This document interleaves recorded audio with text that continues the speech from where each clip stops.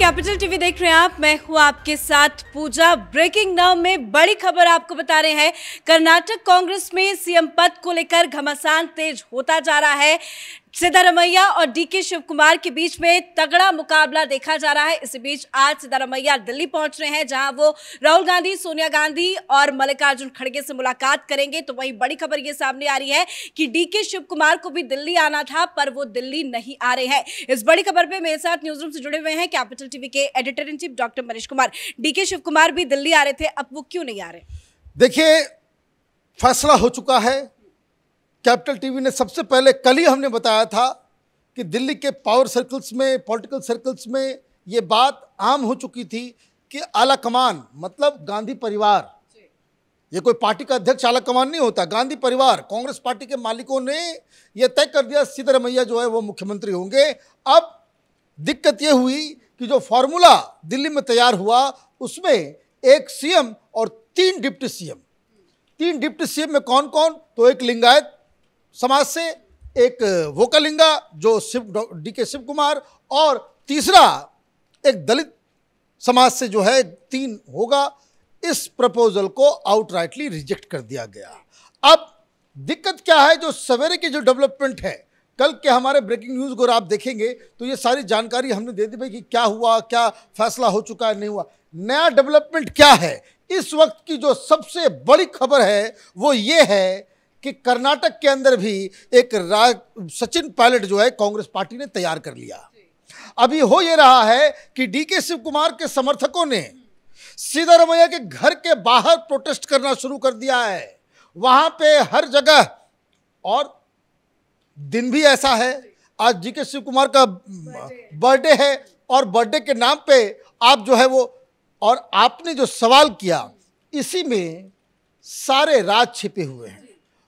वो इसलिए नहीं आ रहे हैं क्योंकि उनको बुलाया नहीं गया है, उनको कोई इनविटेशन नहीं दिया गया।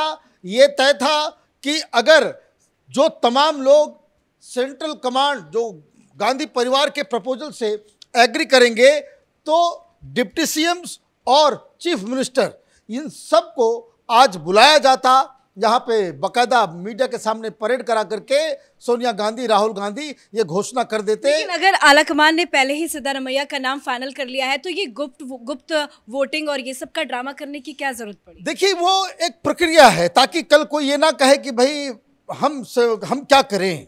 देखिए, फैक्ट ऑफ द मैटर क्या है कि जैसा कि हमने कल बताया था कि रिजल्ट आने के बाद ही शाम में बाकायदा सिद्धारमैया ने एक गुप्त मीटिंग की जिसमें 80 के आसपास एमएलएज आए और उन्होंने ये साफ कह दिया कि हम आपके साथ हैं कम वोट में, और ये बात उन्होंने खड़गे साहब को भी बता दी।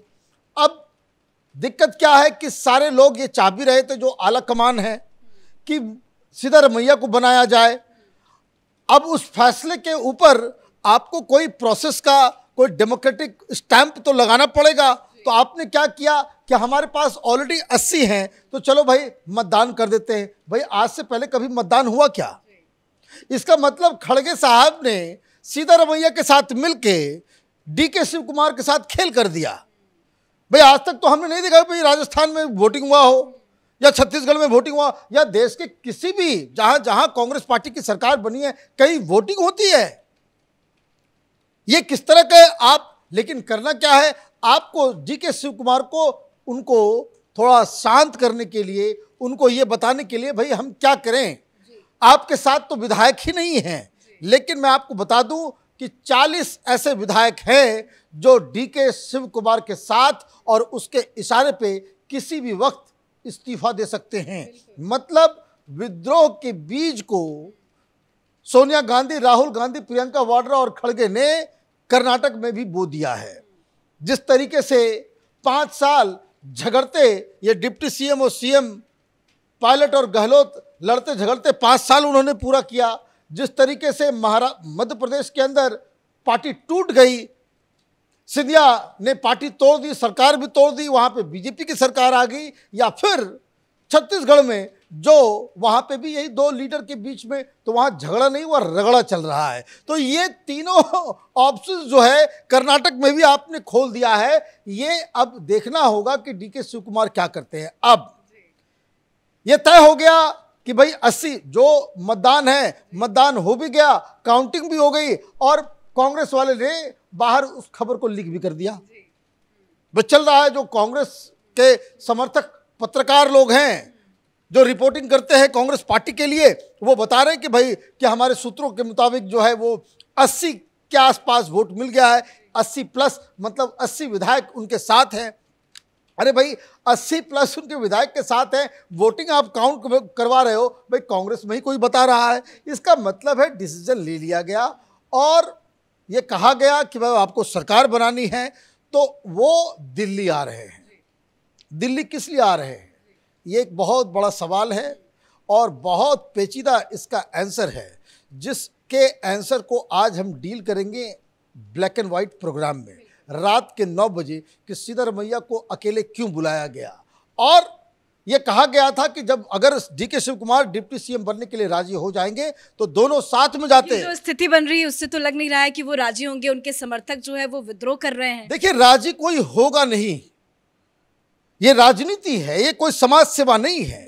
राजनीति में कोई भी व्यक्ति जो पूरे कैंपेन को लीड करता हो, आपने उसके पैसे का इस्तेमाल किया, उनके लोगों का इस्तेमाल किया। जहां जहां आप देखिए बीच में जो बवाल मचा था मध्य प्रदेश में, कहाँ जाकर के ये लोग रुके थे, कर्नाटक बेंगलोर में जाकर के रिसोर्ट में रुके थे। ये रिसोर्ट का काम कौन करता है, ये बहुत ही धनाढ्य व्यक्ति हैं। मुझे तो हंसी आ रही थी कि जीत के बाद राहुल गांधी भाषण दे रहे थे कि भाई ये गरीबों की जीत है क्रोनिक कैपिटल्स के ऊपर, और बोलते बोलते फिर एक जोक उन्होंने कर दिया, एक जुमला जो उन्होंने दे दिया कि ये शक्ति की ताकत के ऊपर जीत है। अब पता नहीं क्या वो कौन से क्या खाते पीते हैं और क्या बोल जाते हैं पता नहीं, लेकिन उन्होंने कहा भाई क्रोनिक, भाई सबसे बड़ा क्रोनिक कैपिटलिस्ट तो ये डीके शिव कुमार है। ये पैसे का तो इसके पास अंबार लगा हुआ है। He is one of the richest man in Karnataka, और आपने उसके धन बल सारे चीज़ों का इस्तेमाल किया और चुनाव जीतने में आप कामयाब हो गए। और जब आखिरी वक्त आया,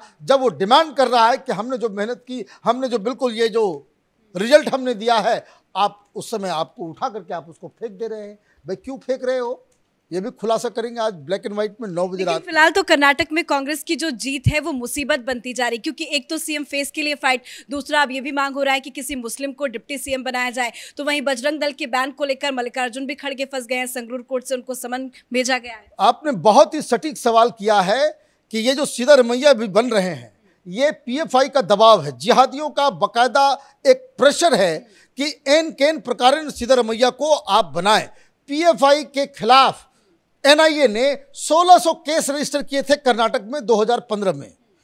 सबके घर में, किसी के घर में पाकिस्तान, किसी के घर में लिटरेचर, किसी के घर में आईएसआईएस का कनेक्शन, किसी के घर में बंदूक पिस्तौल, ये टेररिस्ट जिहादियों का गैंग, 1600 केसेस। और यही सिद्धरमैया जो थे जिन्होंने 1600 केसेस को वापस कर दिया। अब आपकी टैसिट अंडरस्टैंडिंग पीएफआई के साथ थी। क्या कह रहा है बोर्ड का चेयरमैन, उसका बयान आ रहा है। कल ब्लैक एंड व्हाइट में हमने बताया था कि ये 5-7 शर्तें मुस्लिम जिहादियों की तरफ से रखा गया है कि सरकार बनते ही सब कुछ हो जाए, और आज एक शर्त और ज़्यादा बढ़ गया, और वो शर्त ये है कि एक मुस्लिम डिप्टी सीएम भी हो और होम भी चाहिए इनको। ये पीएफआई के लोगों को मंत्री भी बनाओ और गृह मंत्रालय भी दो, ये मांग टेलीविजन पे आकर के कर रहे हैं। तो ये तो खैर जैसा आप बोओगे वैसा पाओगे। कर्नाटक के लोगों ने एक सेक्युलर सरकार चुना है, तो सेक्युलरिज्म का आनंद अगले 5 साल कर्नाटक की जनता लेगी, और हम लोग उसको एनालाइज करते रहेंगे, आप तक बताते रहेंगे कि सेक्युलरिज्म का कौन सा चेहरा दमक रहा है, चमक रहा है कर्नाटक के अंदर। धन्यवाद जानकारी के लिए। तो कर्नाटक में कांग्रेस की ये जीत मुसीबत बनती जा रही है, एक के बाद एक झटके कांग्रेस को लग रहे हैं। एक तरफ सीएम फेस को लेकर सिद्धारमैया और डीके शिव कुमार के बीच में कड़ा मुकाबला है। सिद्धारमैया दिल्ली भी पहुंच रहे हैं, जहां वो सोनिया गांधी से मुलाकात करेंगे, तो वहीं डीके शिव कुमार के समर्थकों ने विद्रोह कर दिया है। अब देखना होगा कि कर्नाटक का अगला सीएम कौन होता है। इस बड़ी खबर में मेरे साथ फिलहाल इतना ही। कैमरा पर्सन रवि के साथ मैं पूजा, कैपिटल टीवी।